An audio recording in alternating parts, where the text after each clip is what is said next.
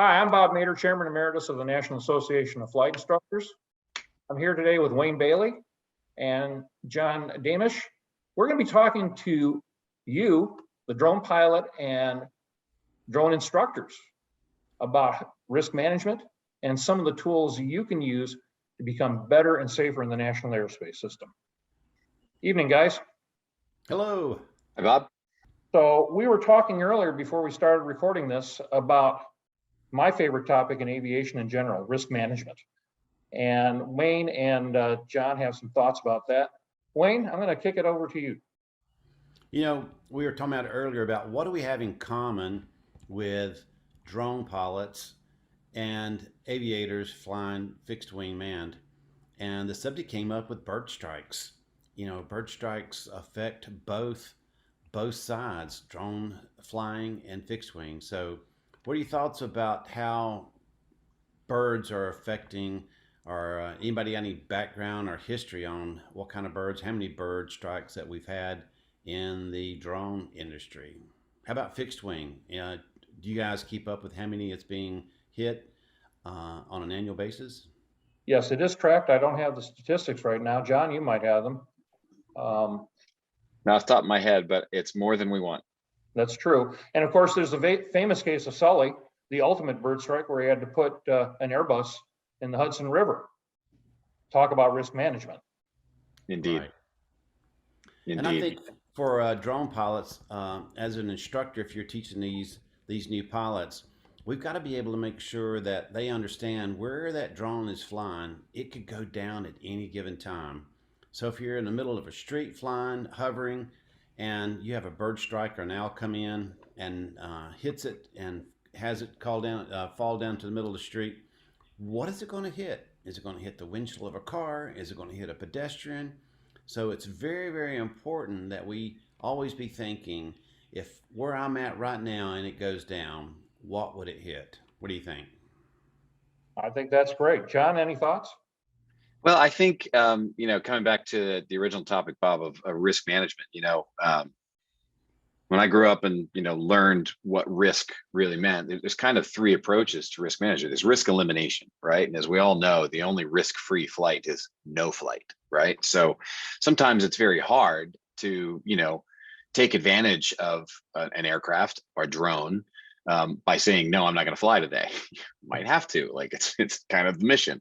The second step is risk mitigation, right? So, okay, I know I have to go do this thing. I know these risks could present themselves. How can I mitigate them? And we use strategic mitigations. We use tactical mitigations.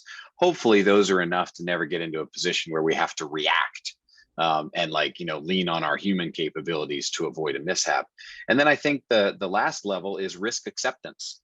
At some point, and probably the military is most comfortable with this, there are just some phases where you're like, you know what, I'm just going to accept it. And we're almost rolling the dice a little bit that it doesn't manifest itself during this period of flight or whatever. So I think, Wayne, bird strikes are a great one. This is a risk we cannot eliminate. It's a risk that's very hard to mitigate because birds are unpredictable. They scare the heck out of me when I'm flying, at low altitudes, because you don't know what they're going to do. I mean, the very best you can guess is most birds tend to, if they sense something nearby, tuck their wings and use gravity to go down really fast. But there's no guarantee they're going to do that. So you're left feeling kind of helpless when you're close enough to see birds in an aircraft. And I think, drones, they look like birds to birds. And they're operating in airspace that's typically where the bird nests. So I think you're going to see an increase in predatory behavior, maybe other types of behavior because they think this is something else. And, A, that could hurt your drone. B, it could hurt the bird. And then finally, I think your third party risk is entirely appropriate. It could hurt somebody who's completely uninvolved in your operation, who happens to be below where this bird strike happens. So I think it's a reasonable thing to at least open the topic of risk management as a drone operator or as a drone instructor, because it's one that exists for all aviators today. When I'm talking to my students about this very thing, I say, predator birds would be like a hawk or an eagle are going to attack your drone. And the reason why they're attacking most times is that you're flying near a nest. And you said a while ago to reduce that risk. I said, if you've got an eagle or a hawk that is constantly badgering your drone, it's time to land and call it a day and say, Chief, I'm sorry, we can't fly today. We got to go to another location, or this is just The not bird something wins. to fly, right? And mitigate that risk and land and go to the house.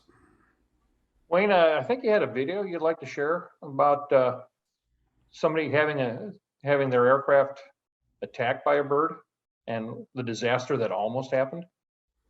All right, sure. Here's a video from Instagram that I saw of a bird strike on a drone. Looks like an Inspire. Yeah.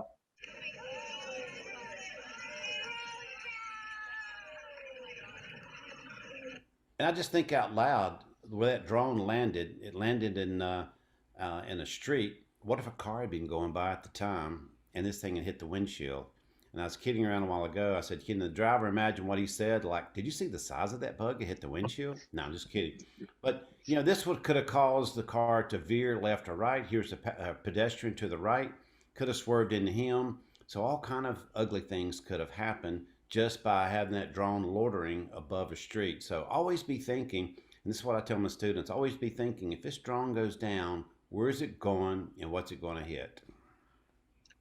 That's a great way to say it. In the corporation where I trained a couple hundred drone operators, drone pilots, one of the most important things that we said was always consider what happens if the drone goes stupid. What happens if by going stupid, that is, if we lose GPS, if we end up in ATTI mode, can you fly in ATTI mode? Can you handle the aircraft in the wind? What happens if we just have a flat runaway? You have a plan. We used to, our example was always the fuel truck on the interstate. It crashes in front of the fuel truck on the interstate during rush hour. That's not a good day. And the other piece to it is that we are operating, and John, I think I'll ask you to talk about this. We're operating at low altitude where EMS helicopters live and all that, and all those other folks. Indeed, we are. You know, FAR 91119 stipulates minimum safe distances from people, places, and things. And over congested areas, that's supposed to be 1,000 feet. But there are a couple notable exceptions written into the rule. And one of those exceptions, as you just mentioned, Bob, is helicopters. They are permitted to fly below the minimum safe altitude, and there is no restriction on them, and they have to, right? If it's law enforcement, they're in support of an officer on the ground who might be in a pursuit or, handling an assault. I mean, this is a life and death situation, and that law enforcement helicopter pilot has to pay attention to their officer on the ground, which means their division of attention and the amount of cognitive capacity they have to look for traffic is significantly diminished. So, the principle of see and avoid under 91113 is see and be seen. There's an expectation that there's redundancy in the system because both pilots can see each other. Well, now I've got a helicopter pilot, law enforcement, that's paying attention to the ground, and I've got a drone that doesn't have a pilot on board. Well, now you've basically violated that fundamental principle that keeps two aircraft from colliding into one another. So I think extra vigilance has to be taken. And on the part of the drone community, we're the new entrants to the airspace. We're the more maneuverable craft in these environments. And we're sharing the airspace with everyone else. So I do think there is a responsibility on any of us as drone operators, any of us as drone instructors, any of us as actual flight instructors to kind of share knowledge and, pull a page off of the way we teach primary students in aviation, how to clear airspace, how to read a chart and understand where there's a probability of high volumes of traffic at low altitude. And these are things, we're talking about this before we started the camera, but Wayne's building a capacity down at Blue Ridge Mountain Drones around teaching people how to operate drones. Well, there is no such thing defined as a drone instructor yet, but boy, there's a lot of groundwork that's been laid over the last, 5-6 decades in the flight instructor community. Specifically, we even have a ticket that says you don't have to fly. It's called an authorized ground instructor. And you know what? That's a ticket that you can go get through a written exam. There you go, Bob. I went written. A knowledge test. And the FAA gives you an instructor certificate. The knowledge that's contained in there is a great superset for the knowledge that any drone operator is going to need to safely navigate low altitude airspace and avoid, these kinds of things. That's a great point. And along with that, in thinking about these things, don't forget that risk management might not always be obvious. How far can you see the drone? Can you really see? And I'm trying to avoid brand names, but I'll use one. Can you really see a Mavic Pro a half a mile away? How good is your visual observer?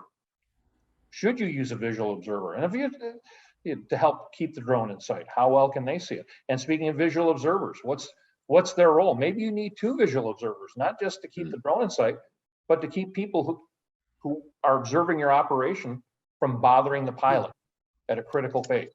And when that visual Indeed. observer, is the responsibility is to look out for anything that may come in. And I've got a quick clip here I want to show you that how important that is. But if your landscape is restricted by trees, you may not know that something's on you until it's right up on top of you. So just bear with me just a minute. I'm going to show you a clip something I found today.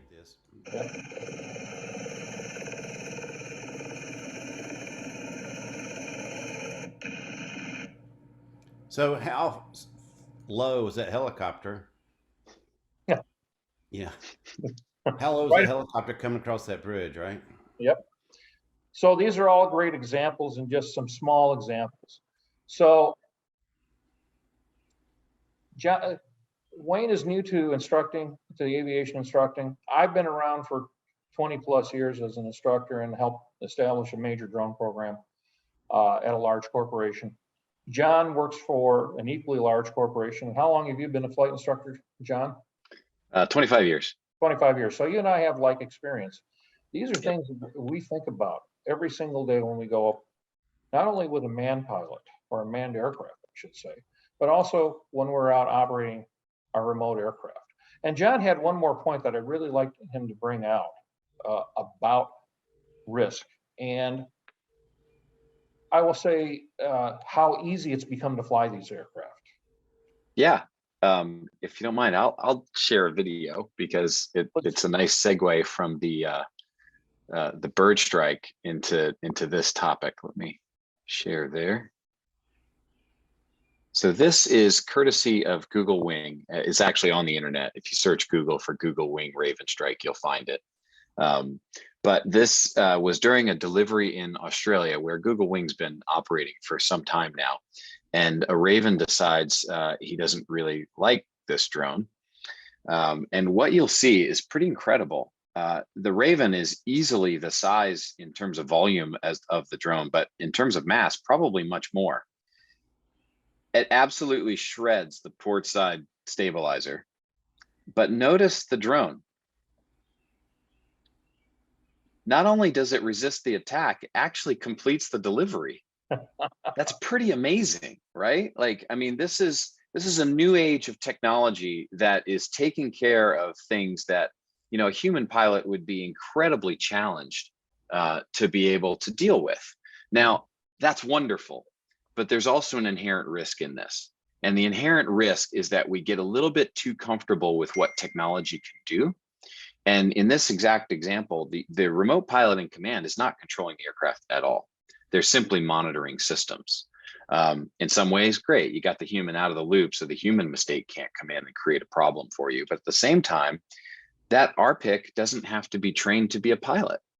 So the contingency measures that they have are basically, okay, stop the flight. Well, the more dependent we get on technology, what we're actually becoming dependent on are the engineers and the product managers that develop that technology. Now, for the most part, people in aviation know aviation and we're in a good place. But some of these technologies are now democratized to the point that you can not know much about aviation and go build yourself a drone.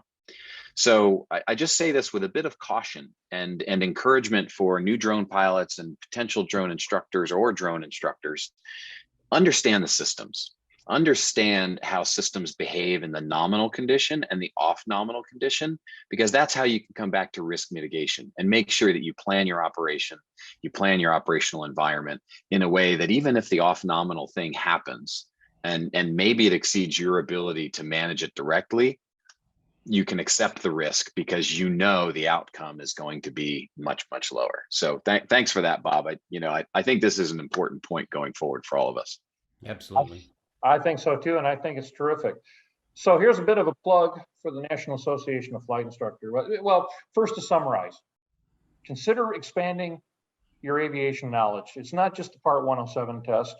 For those of you that want to help others become successful, if you're already a pilot or a flight instructor, pass that knowledge on.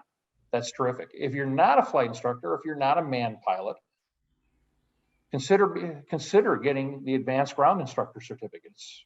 A little bit of investment in time and money, not much. It's about 20 hours, probably about 20 hours of ground school. And you'll come away knowing a lot more about aviation and a lot more background for your craft. Bit of a plug for the National Association of Flight Instructors. We are the largest flight instructor organization in the United States, and we're an international organization. We'd be happy to have you. You don't have to be a flight instructor to be a member. We will be starting a special interest group in July. And Wayne, it's the second Monday in July at 7 p.m. Yes. Eastern. I think that is July 11th. Let me just verify that. All right. While Wayne's looking that up, the three of us will be running a special interest group at NAFI, talking about drones, how to instruct in drones, how manned flight instructors can help this new addition to the national airspace and to our aviation community. And we as manned pilots, and again, I'm both a commercial drone pilot and a manned flight instructor, as is John. We welcome all of you that are new pilots to join us. We welcome you into the airspace, and we encourage you to be safe and careful in your flying. Wayne and John, any final thoughts? Nope, July 11th, 7 p.m. Eastern time is what we've got set. All right, www.nafinet.org. Take a look there. Take a look at special interest groups. And John, I kind of stepped on you. Any thoughts from you? And not at all. Let's go flying. Let's go fly. All right, everybody, be safe. By the way, it's been a hot summer in the Midwest. Make sure you're drinking lots of water. So take care. Have a great rest of your day. Enjoy Drone Day 2022. Be safe.